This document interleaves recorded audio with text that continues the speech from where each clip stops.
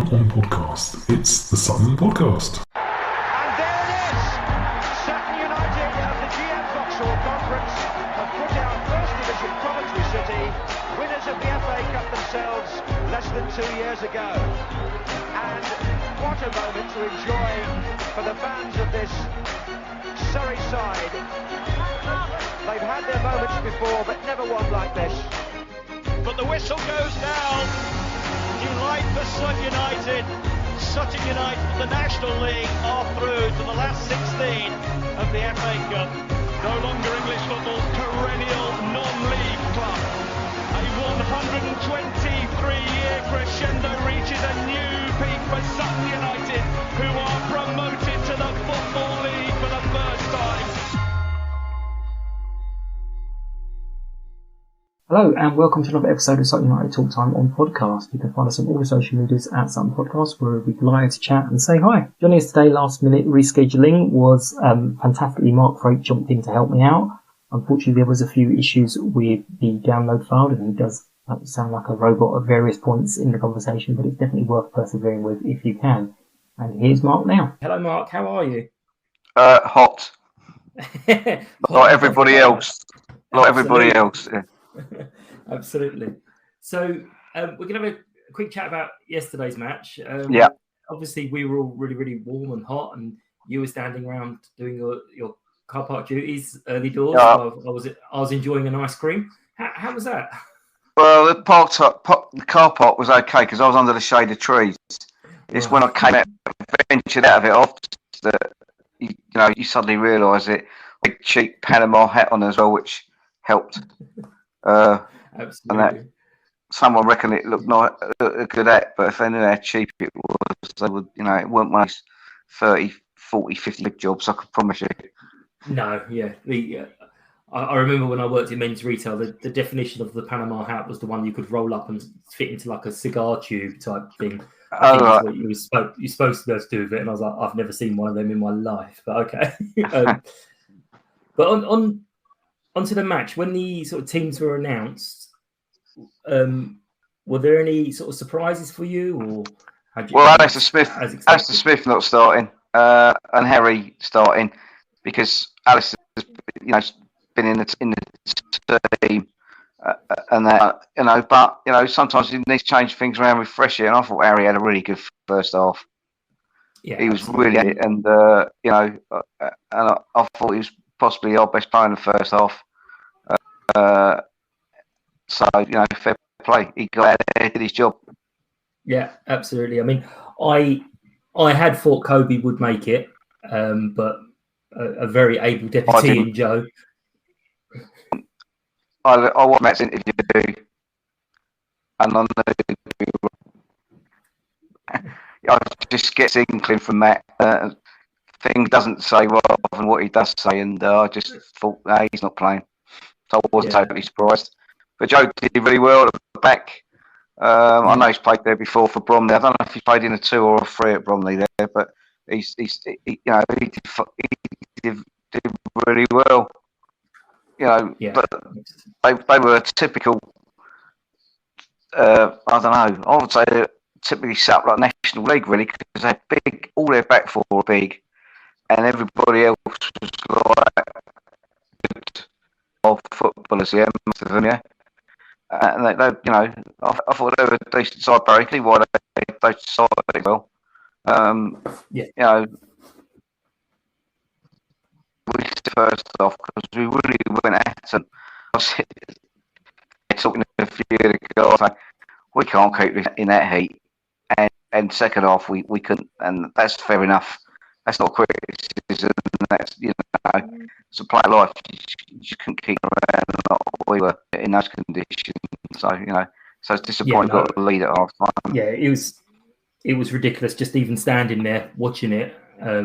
Let alone trying to run around in that. So, I think I said on one of the groups, fair play to all the players for getting through that match. It's mental. Absolutely, yeah. I mean, you got to question the sanity of us as people, as football authorities or whatever, to suggest that people.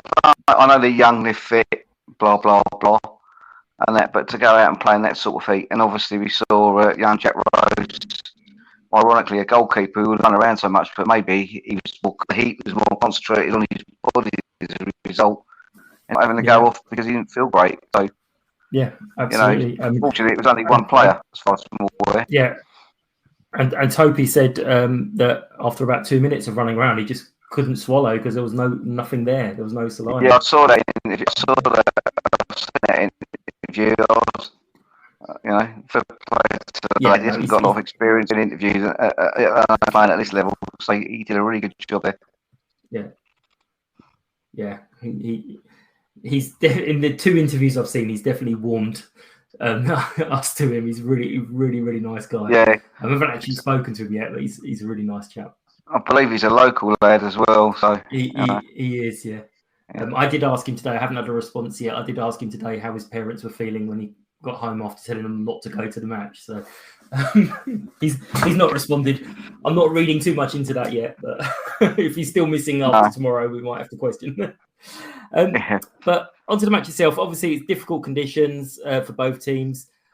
We scored, and it was an interesting goal. Again, in that same interview, I really, really liked the question Tony asked us, did you consider letting it go and let Jack score? And he was like, no, I'm a striker. I'm going to score. That's what you'd expect. I thought it was going to be...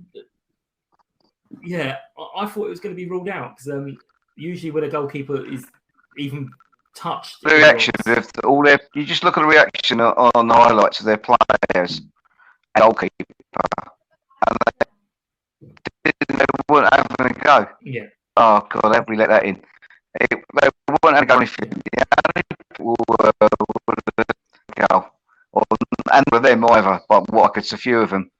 It was a foul, he's misjudged the ball, he's had to turn back, and he half and half on the way down their goalkeeper because he's turned to try and get down onto the ball. That's not a foul, No, it's just, you're so used to seeing it blown up for a foul. That's what was making we're never going to get this. The referees have been told not, to let more go this season. I'm not sure at our level judging what they should and what they shouldn't do at the moment. It's not an easy science anyway, especially been giving everything for the last 5 seasons, and now they're told to make the game more physical, allow managers and stuff like that, which is what football's about. And it was becoming a tepid form of what it used to be, especially at the higher level. Premier League bloke falls over, referee gives free kick. It's just getting like, you can hear all the frustration, crowd and everything. So they're going back to more closer to what it used to be like. However, again, as it's difficult, I think there's been obvious so far, not just in Sutton game. Yeah, and we had a similar vantage point, but it seems quite different viewpoints on their goal. I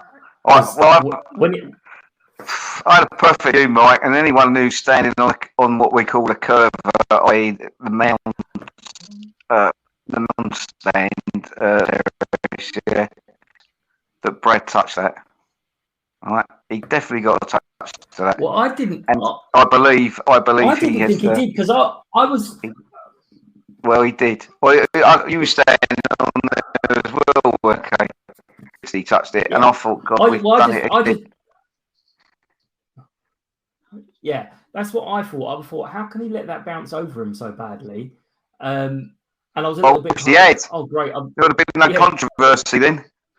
I mean, I've got to go back to this, right? If the referee doesn't believe that's touched it, because I mean, obviously we're not privy to the conversations that he's had with the linesman official, but if he doesn't think Brad's touched it, did he not realise he'd given a free kick for offside against Topi? Because that's what he'd done. The linesman's flag was up, and he gave a free kick. Well, it was offside.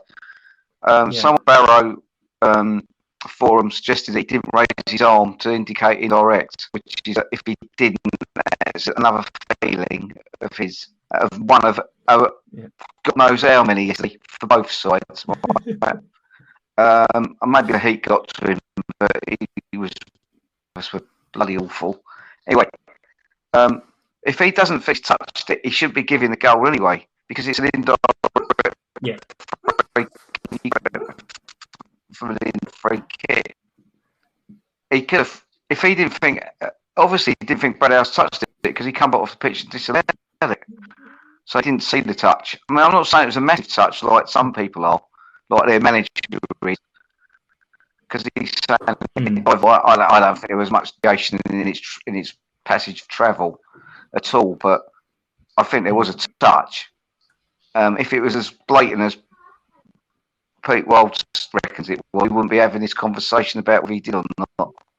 Because everyone would have seen it. So he's just exaggerating because he's got the ump. You know, which is fair enough. Yeah. As we would have.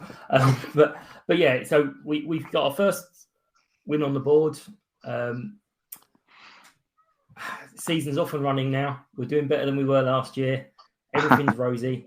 And we're looking forward to a match against Crewe, which I was talking to one of their fans earlier, and I'm not sure we've actually played Crewe.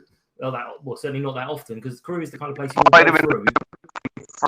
We played them in a pre-season friendly back in the early 90s when Dario Gradi was still the manager, because of obviously the connections. And I think they beat us 2-0. But that's it. Was that at theirs Sutton. or ours? At Sutton. Yeah, so, yeah. We never played at Crewe. We've been we've seen it enough times on rail journeys and that and stuff like that, Crewe station and things like that, because it's right next to it. Yeah. But yeah, never actually been in it. Familiar with Crewe Station, and no one's going to know where the exit is, because where do we go now? But they had a tough game yesterday. They had a man sent off, and they were running around that heat with 10 men.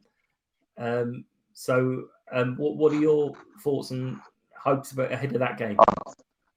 I don't take much notice about that. You know, I don't know how it affected them, but they were playing sort of been a lot in Manchester as it was done yesterday, so you know, that might take a bit of the edge off them having to play with 10 men. Apparently they were in the game, it was pretty even until he got sent off, and he got 3-0. So, and our player Thomas Santi scored 2 goals.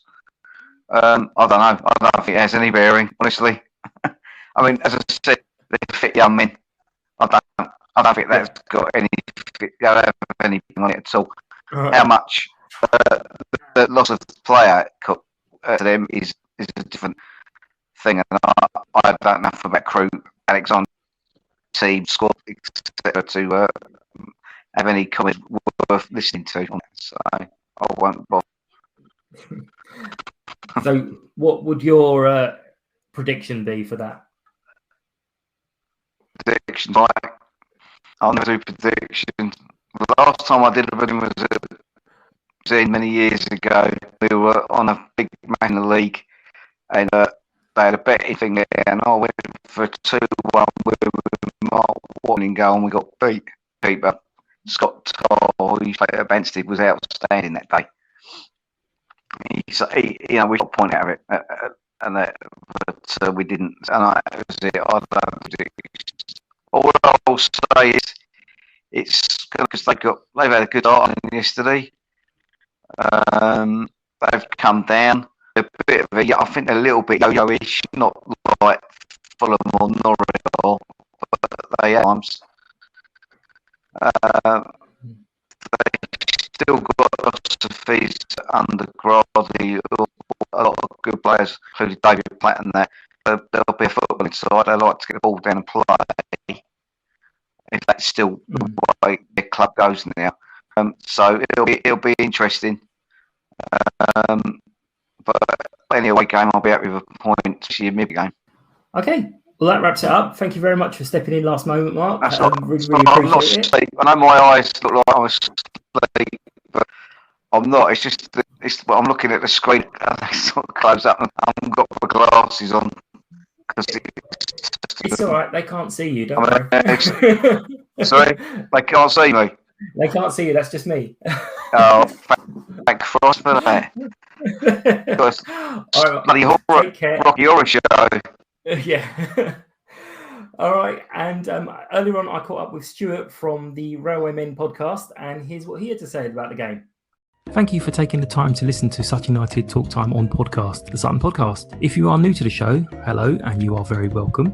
Hope you enjoy what we do. It's a very simple format. We get a few people on to talk about the game that's just gone, and then we preview the next game coming up. We are available on most podcast platforms where you can listen, rate and review.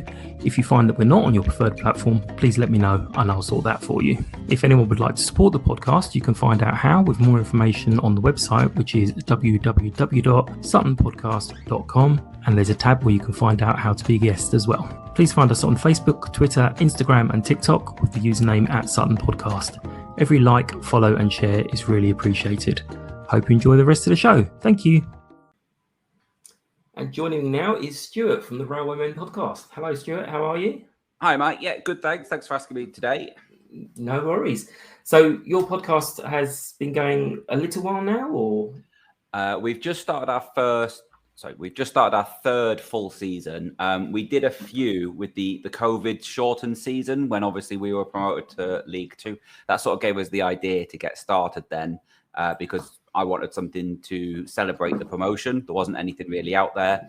So I thought I'd do it myself. And then since then, we've had a season of mid-table stability in League One. Last year, without doubt, the worst football season I've ever seen watching Crewe. And, you know, I'm a Crewe fan, so I'm not saying this as a Man United fan who didn't get top four. I've seen some shocking seasons. Last year was by far the worst. And then now we're here where we are, three games into this season.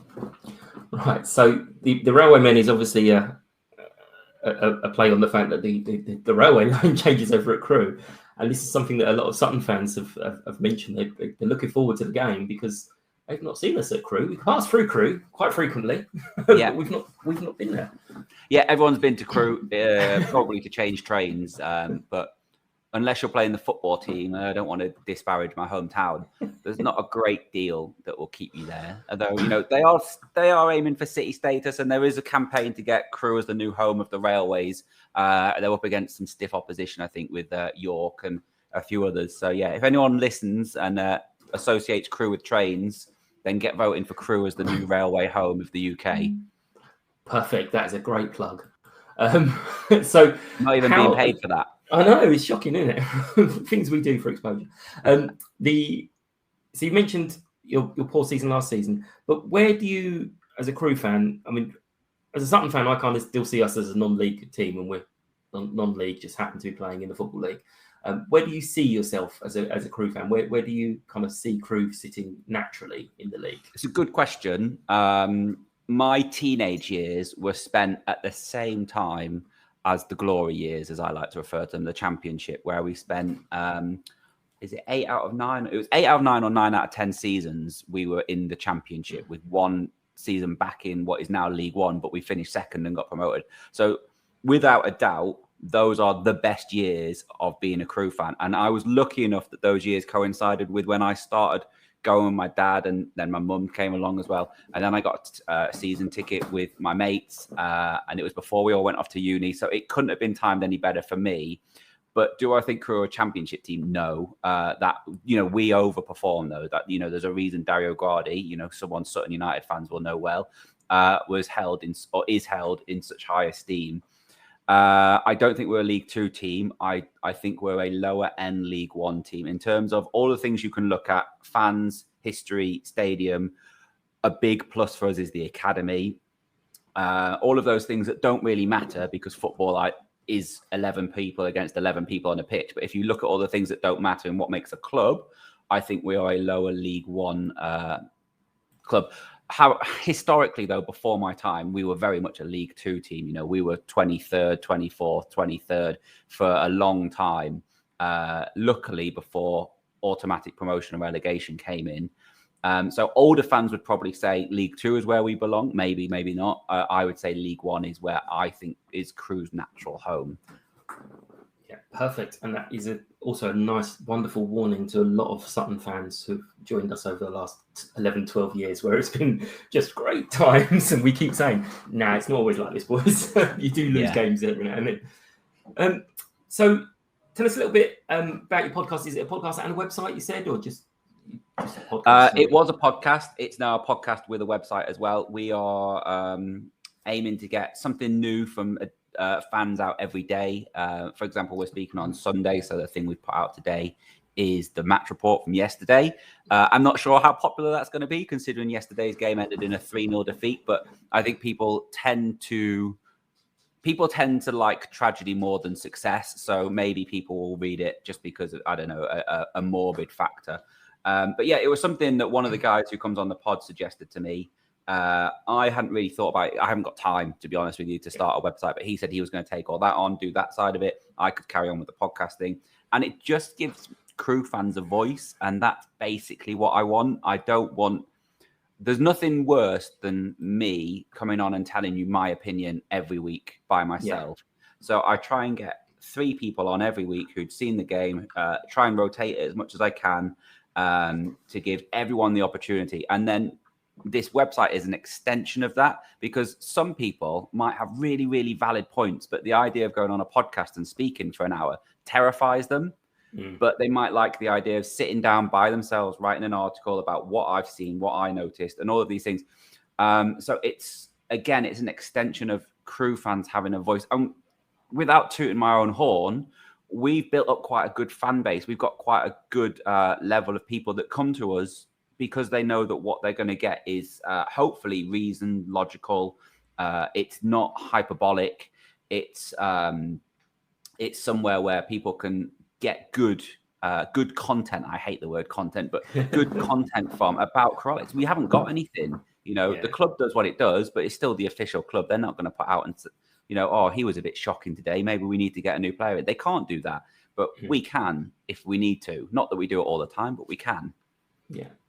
So on that, yesterday, the sending off, how do you feel about that? It wasn't very good. He grabbed one of the Salford players around the throat, and the referee saw it and sent it off. And once that's happened, there can't really be any complaints. I think what I can complain about, though, is Salford are one of those teams that know exactly what they're doing. They know what they need to do to get a reaction from the opposition. They know what they need to do to get the referee on their side.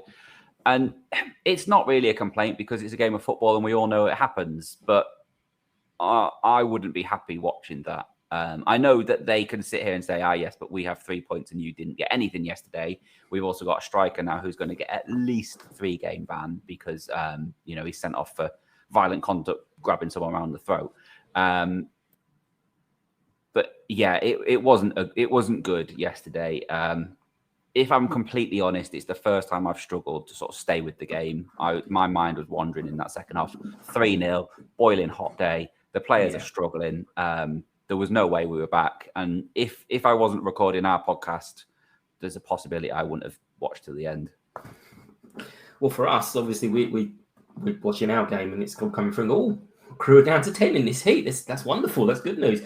So do your team kind of change quite frequently, or is it pretty much the same starting 11? So is it good news for us that your players are knackered, is what I'm going to be asking? It's been the same 11 for the 3 league games, except yesterday they had to change centre-back. One of our players failed a medical test before the game, so he brought in a different centre-back, but it's been the same. I don't think Sambu being sent off is the worst player that we can miss in the terms that we have Courtney Baker-Richardson, who he signed from Newport, and I think he has, I'm led to believe, was someone that was a big part in Dom Telford having the season that he had last year. And he's been coming off the bench so far because he can't get into the team. He missed the first game with injury, and then he wasn't quite, he was on the bench, but he wasn't quite ready to start. And then because we've won, you don't change a winning side. I would be shocked if he doesn't come in on Tuesday night. And then we move the other striker who's been playing up top because we're playing 4-2-3-1, but it's 4-3-3 at times.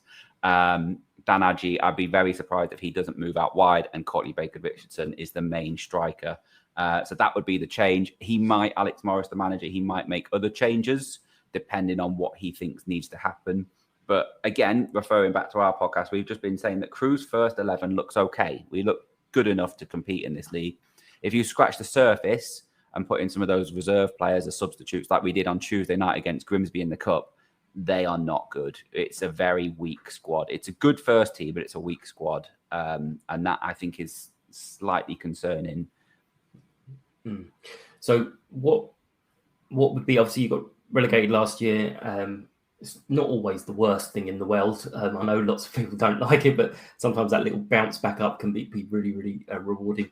But what are you guys looking for this season? Is it just, look, let's draw a line, let's do stability, or are you looking to bounce straight back up? I think I can give you 3 answers here, if that's okay. The main pundits that we as lower league football fans look to, like your Gab Sutton and D3, D4, and they're not the top 20. They all had us around the 20th position in their pre-season prediction, which I think I don't agree with. I think we are good enough to be solidly, boringly mid-table this year. I think we will win the games like Rochdale and Harrogate, and I think we'll lose the games like Salford. I think that's just where we are. But so as a podcast, we sponsor one of the Crewe players, Rio Adebisi, who's currently out injured. He should be back soon. But we had him on. I had a brief chat with him a couple of weeks ago, and he said a good season is promotion, a great season is champions. I like the optimism. I don't agree with it. I think last season, it wasn't like we went down and we just went down and we were competing in League One. We were being slaughtered every week. We weren't being slaughtered 4 or 5-0. We were being slaughtered 2-0. And then teams were shutting up shop because they didn't need to try any harder. They won the game. We weren't coming back into it. We were bad. A lot of those players have been moved on. It's a very different team this year. So that's also why I think mid-table, it's going to take time to gel a new team. We had an amazing team 3 years ago. They've all gone. They are the players you're now seeing in the Championship. But